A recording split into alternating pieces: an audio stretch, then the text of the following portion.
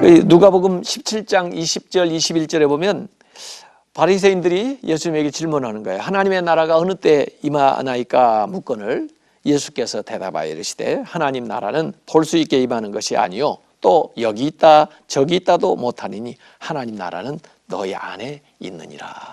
그래서 우리 내면에서부터 이루어지는 이 하나님의 나라를 이루는데, 여기 하나님 나라에 가게 하소서라고 기도한 게 아니죠.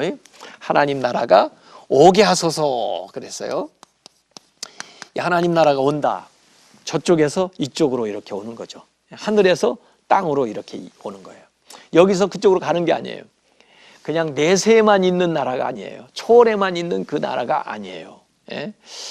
또 우리가 추구해서 우리의 공로를 쌓아서 우리의 능력으로 도달할 수 있는, 마치 바벨탑을 쌓아가지고 올라가는 그런 나라가 아니에요. 하나님의 나라는 은혜로 저 초월에서 이 땅으로 이렇게 임하는 나라죠. 그래서 내세만 있는 것이 아니고 현세에서도 경험하고, 그래서 하나님 나라가 이곳에 오셔서 우리를 데리고 하나님 나라로 가시는 거죠. 이렇게 그 방식이 아까 바벨의 방식을 얘기했습니다만 아래에서 위로 올라가는 방식이라면 이 하나님 나라는 위에서 아래로 내려오는 오순절 방식이죠. 하향 위에서 아래로 내려오는 거예요. 예수님이 낮고 천한 인간의 모습으로 오듯이요. 은혜는 항상 위에서부터 아래로 이렇게 오는 거죠. 그래서 하나님 나라가 오게 하소서 이렇게 기도하는 것은 이 세상에서 우리가 도피하는 것이 아니고 오히려 이 세상을 하나님의 나라의 능력으로 변화시키는 그런 적극적인 사상이 거기에 담겨 있습니다. 하나님의 나라의 중요 개념은요, 통치거든요. 통치. 나라의 개념 중에 통치나 이제 주권, 물론 영토의 개념도 있습니다만 앞으로 영토의 개념은 이제 완성되면 이루어지는 거고요. 현세에서 우리가 경험하는 하나님의 나라는 하나님의 통치, 하나님의 주권이죠. 하나님의 다스리심을 경험하는 거예요. 그래서 내 마음에 하나님 나라가 임한다. 그런 것은 내 마음에 하나님이 주재권을 가지시고 또 나를 다스리시는 거예요. 그래서 하늘의 평화가 내 마음에 머무르는 거죠. 가정에 하나님 나라를 이룬다 그러면 하나님의 통치가 우리 가정에, 또 우리 교회, 또 이 사회에 점진적으로 이렇게 확산되어 나가죠. 그 귀신이 들렸다 그런 건 귀신이 그 사람을 지배하고 있는 거 아니에요? 그런데 하나님 나라는 침노한다고 그랬어요. 하나님 나라가 와서 그들을 몰아내는 겁니다. 하나님의 통치가 임하는 거죠. 그러면 그들은 쫓겨나가는 거죠. 그래서 우리는 하나님을 가까이 하고 모셔드리고, 그리고 사탄은 대적하고 무찌르고 그렇게 해야 영적으로 하나님 나라가 임하는 것인데, 이 하나님 나라는 현재적이면서 또 미래적입니다.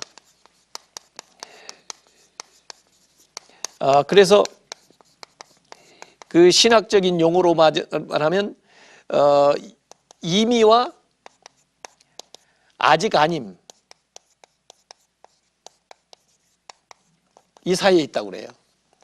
이미 이루어졌다, 현재적이면서 또 아직 아님, 미래적인 것을 가지고 있어요. 예수님에게서 이 하나님 나라가 독특하다 그런 말씀을 드렸는데, 예수님이 오셨을 때 종말론적인 사상이 그 당시에 두 가지가 있었어요.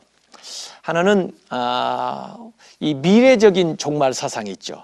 그래서 그 내세에 들어갈 그 하나님 나라를, 그 종말을 기다리면서 그들은 이 현세에서 벗어나 가지고 또 광야나 사막이나 그런 외딴 곳에 들어가 가지고 그 임할 것만, 또 그 나라에 들어갈 것만 기다리면서 살아가는 사람들이 있었어요. 소위 경건하면서 그렇게 사는 사람들, 예수님 당시에 그 에세네파 사람들이 그 사해 근처에 이렇게 공동체를 이루고 그렇게 사는, 철저하게 미래에 대한 그런 종말 사상을 가지고 있던 사람들이 있어요.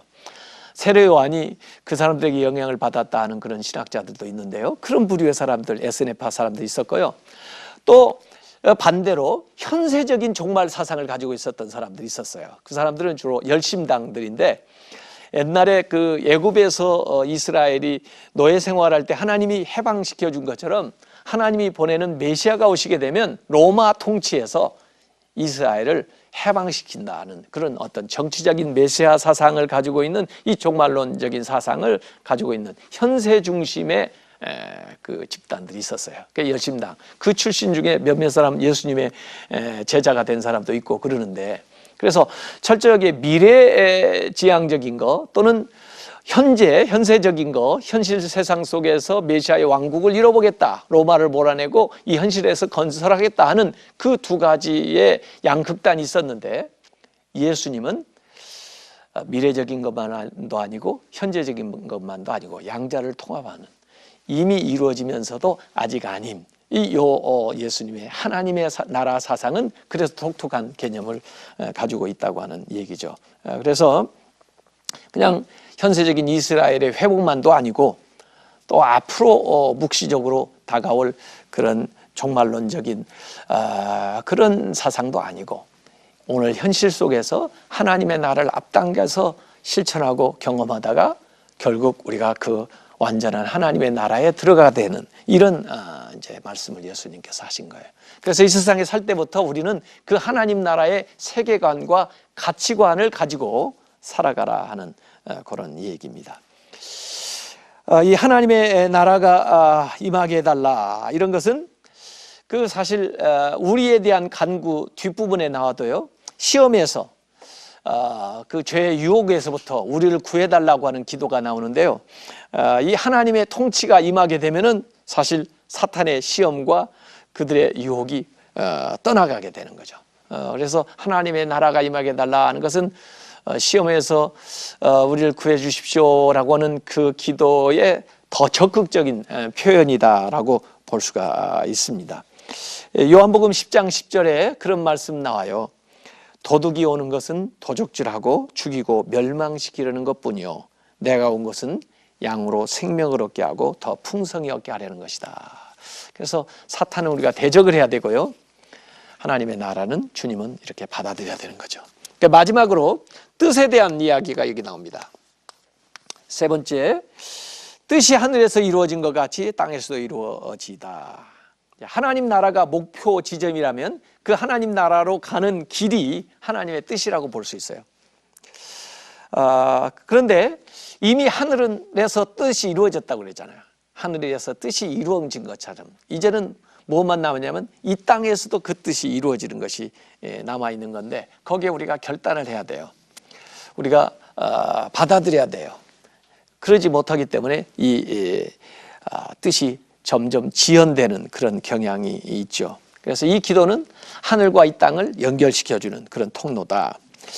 이 하나님의 뜻이 이 땅에 이루어지기를 기도하는 예수님의 기도가 겟세마네의 기도에도 그대로 나타나 있습니다. 마가복음 14장 36절에 아빠 아버지여, 아버지께는 모든 것이 가능하오니 이 잔을 내게서 옮기시옵소서. 그러나 나의 원대로 마시옵고 아버지의 원대로 하옵소서. 아버지 뜻이 이루어지게 해달라. 이게 겟세마네의 기도인데, 이 기도를 통해서 예수님은 십자가의 길로 나가는 거죠. 그러니까 내 뜻하고 아버지의 뜻하고 갈등을 일으킬 때 우리가 십자가를 진다는 것은, 십자가의 정신이라는 것은 내 뜻을 내려놓고 아버지의 뜻을 받아들이는 거죠. 이 베드로가요, 예수님을 부인하리라, 이제 예수님이 부인하는 거에 도망가게 되는 거, 제자들에 대한 이야기를 했을 때 베드로가 아유, 내가 예수님 부인하지 않겠습니다. 이 사람들 뭐 부인한다 할지라도 나는 죽을지언정 부인하지 않겠습니다. 그렇게 장담하잖아요. 아마 베드로의 진심이었기도 할 거예요. 그런데 결과는 어땠어요? 부인했잖아요. 왜 그랬을까요? 이 기도가 없었기 때문에 그렇죠. 겟세마네의 기도가 없었기 때문에. 예수님은 이 겟세마네의 기도를 했기 때문에 아버지의 뜻으로 나아갔지만은, 베드로는 이 예수님이 기도할 때 겟세마네에서 잠만 자고 있었잖아요. 그러니까 그 아버지 뜻대로 나가지 못하는 거죠. 마음은 원이로되 육신이 약해서 못하는 거예요.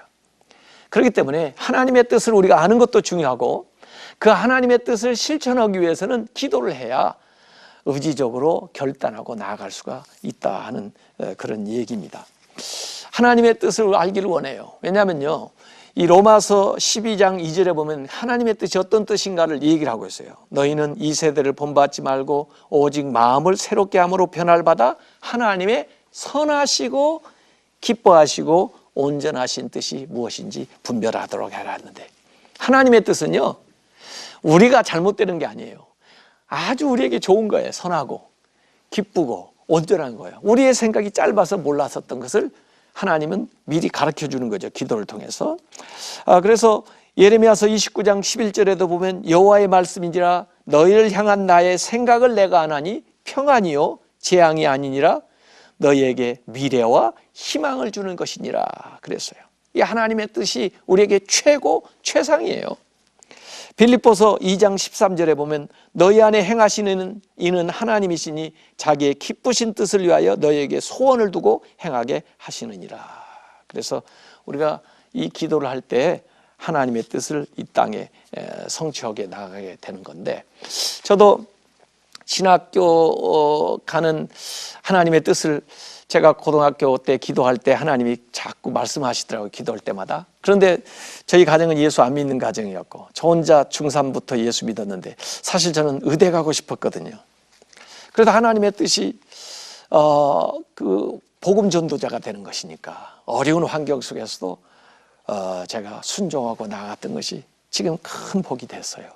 제가 미국에서 공부도 마치고 가족들은 미국에 그냥 정착하기를 원했지만은 하나님께 기도하니까 한국에 다시 돌아가는 거예요.